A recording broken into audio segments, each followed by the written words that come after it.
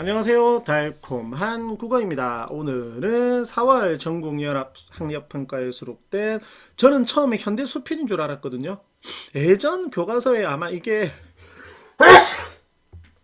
의훈이 아니라 다른 제목으로 뭐였더라 갑자기 제가 뒤에다가 수록해놨는데 하여튼 다른 이름으로 수록되어 있었는데 저는 그래서 이게 그 기억이 잘 안 나서 현대수필인가? 라고 생각을 했는데 고전수필입니다. 이 작품. 자, 한번 볼게요. 의원이 작품 전체에서 이제 이야기를 하고 있는 핵심 인물입니다. 그래서 교훈을 전달해주고 있는 사람이 바로 이 의원이거든요. 의원이 처음에 들어와 좌정했다, 앉았다. 몸을 기울여 자세히 살피더니만 이제 화자를 글쓴이를 살핀 겁니다. 수필이니까. 고개를 들어 소리를 듣는 듯이 하다가 앞으로 나와 그 맥을 짚어보았다.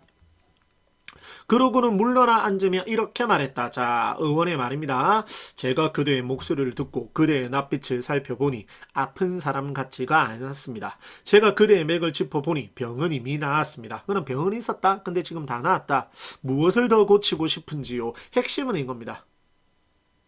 글쓴이에게 물은 겁니다. 무엇을 더 고치고 싶은지. 그랬더니 글쓴이가 나는 야윈 것을 고치고 싶네 라고 했습니다. 그러면 무엇을 하고 싶다는 거죠? 살을 찌우고 싶다는 겁니다. 나가 원하는 건 살 찌우는 겁니다. 그랬더니 중략되어 있지만 일단은 쌩 까고 의원의 말입니다. 가볼게요. 사는 집이 화려하면 편안해서 살이 찌고 살이 찌는 첫 번째 사는 집이 화려하면 살이 찐답니다. 음식이 사치로우면 맛이 있어서 두 번째 또 살이 찐답니다. 그 다음 용모가 아름답고 보니 기뻐서 세 번째 살이 찌고 소리의 가락이 어여쁜지라 즐거워서 네 번째 살이 찐답니다. 이렇게 네 가지의 조건으로 인해서 살이 찐다라는 겁니다. 근데 이것은 결국에는 몸이죠. 육체의 살이 찐다라는 거죠. 이 네 가지를 몸에 지니면 살찌기를 애써 구하지 않더라도 저절로 살이 찐다. 어떻게 하면 야윈 것을 고치고 싶네라고 죄송합니다. 야윈 것을 고치고 싶다라고 했으니까 살찌는 방법을 가르쳐 준 겁니다. 저들이야 진실로 그 같은 바탕을 갖추고 있는지라 살찌는 것이 당연합니다. 이제 그대는 이미 가난한 데다 신분도 낮고 쑥대로 얽은 초가집에 살면서 채소와 거친 밥을 먹습니다. 눈은 5가지 채색을 본 적이 없고 귀는 5가지 소리를 들은 적이 없으니 정확하게 이 5가지 채색과 5가지 소리가 무엇인지는 알 수가 없습니다. 바탕이 갖춰지지 않은 상태에서 다만 살찌기를 구한다면 끝내 살이 찔 수도 없을 뿐 아니라 도리어 양비마저 잃게 될까? 그러면 살을 못 찌울 건데 그 못 찌우는 살을 찌우려고 노력을 하려다가 양비, 여기서 양비는 마음을 살찌우는 거거든요. 그것까지 못할까봐 염려된다라고 했습니다. 그래서 내가 글쓴이가 그렇구려. 내가 진실로 이 네 가지 없죠. 또 병으로 야위까지 하였어. 어찌 이른바 양비란 것이 있단 말이오. 양비는 마음이죠. 이른바 양비란 것은 그럼 이제 마음을 살찌우는 것입니다. 화려한 거처나 이건 아까 몸을 살찌우는 거라고 했었죠. 화려한 거처나 사치스러운 음식 또는 즐거운 음악과 마음을 기쁘게 하는 여색을 바탕으로 삼지 않는답니다.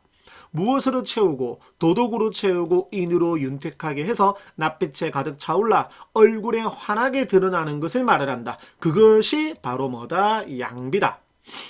이는 진실로 본래부터 지녔던 것을 온전히 해서 평소에 없던 것을 사모하지 않는 것이 바로 양비다. 이는 진실로 그 마음을 살찌워서 그게 양비라고 했죠. 몸이 마르는 것을 병으로 여기지 않는 것이고요. 그대는 또 초나라 장사꾼의 일을 들어보지 못했습니까? 고사를 인용합니다. 형산의 옥, 물질적인 거 하나를 쌓아두니 그 값은 여러 개의 성으로도 능히 바꿀 수 없는 아주 값진 것이었습니다. 하루아침에 제 나라로 갔다가 누가 장사꾼이 금은보화가 시장에 쌓인 것을 보고 마음으로 기뻐하여 이것과 맞바꾸었습니다. 형산의 옥을. 대저 금은보화는 진실로 부자가 되는 바탕이지만 형산의 옥 한 개가 지닌 양부만은 못한데, 그러니까 형산의 옥 한 개가 지닌 가치가 더 크다라는 거죠. 그래서 장사꾼이 그 타고난 부를 잃고 나서는 어느새 미천 또한 다하고 탕진했다는 거죠. 그래서 사람들은 장사를 잘하지 못한 사람이라고 말하며 비웃었습니다. 결국에는 여기 이 부분 보면 됩니다. 쌤이 정리해 놓은 초나라 장사꾼은 자신에게 중요한 것이 무엇인지 모르고 형산의 옥이었죠. 더 중요한 것은. 근데 겉으로만 화려한 그것을 금은보화와 바꿔버린 겁니다. 이제 그대가 양비를 버리고, 양비가 근본적인 거죠. 더 중요한 거죠. 평소에 없던 거, 이게 뭐 몸을 살찌우는 금은보화에 해당이 되는 겁니다. 설령 이것을 얻는다 해도 오히려 장사를 잘하지 못한 것이 되고 맙니다. 찾다가 얻지 못하고 또 본래 지녔던 것마저, 본래 지녔던 게 마음을 살찌우는 거죠. 사람들이 이를 비웃으니 어찌 다만 초나라의 장사꾼 정도이겠습니까? 더하다라는 거죠. 초나라의 장사꾼보다도 더하다. 이 때문에 옛날의 현인과 궁자, 어진 사람들은 먼저 마땅히 살찌워야 할 것이 바로 마음이죠.